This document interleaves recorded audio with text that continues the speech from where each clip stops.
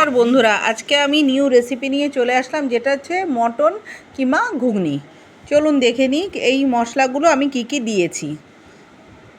এর সাথে আমি দিয়েছি আরও খাসির মাংসর 100 গ্রাম কি 200 গ্রামের মতো খাসি মাংস কিমা। আর এবার প্রথমে কড়াইটা গরম করে তেলটা দিয়ে নিলাম। তেলটা যখন গরম হলো তেজপাতা দিয়ে দিলাম। তারপরে সেই মশলাগুলো দেখিয়েছি, সেই মশলাগুলো আমি মিক্সিতে পেস্ট করে তো তারপরে আমি এটা দিয়ে মশলাটা কষিয়ে নিচ্ছি। তারপরে ঠিক এই সময় আমি যেই খাসির মাংসের যে চর্বি আর কিমাটা রয়েছে সেটা আমি দিয়ে দিলাম। দিয়ে তার মধ্যে একটুখানি নুন দিয়ে আমি মশলাটার সঙ্গে এই খাসির মাংসটা কষাতে দিলাম। একটু হলুদ দিয়ে দিলাম।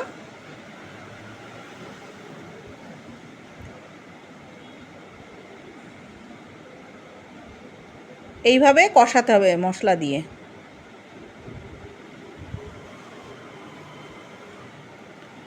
তারপরে একটু নুন দিয়ে দিলাম।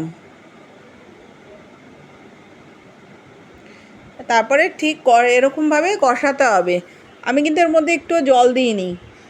এটা এইভাবে কষিয়ে তারপরে এরপরে যখন তেলটা বেরিয়ে আসবে ঠিক এই রকম অবস্থায় আমি আস্তে আস্তে ঘুগনি যে সিদ্ধ করে রেখেছি মটরগুলো নুন দিয়ে সেই মটরগুলোকে আমি এবার আস্তে আস্তে দিয়ে দিচ্ছি।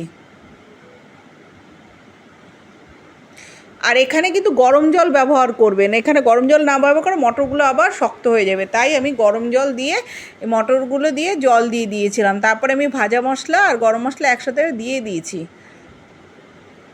তারপরে কিছুক্ষণ ফুটতে দিয়ে তারপরে আমি সার্ভ করে নিয়েছিলাম। ঠিক এরকম হলে আপনারা খেয়ে দেখতে পারবেন এরকমভাবে ডেকোরেশন করে।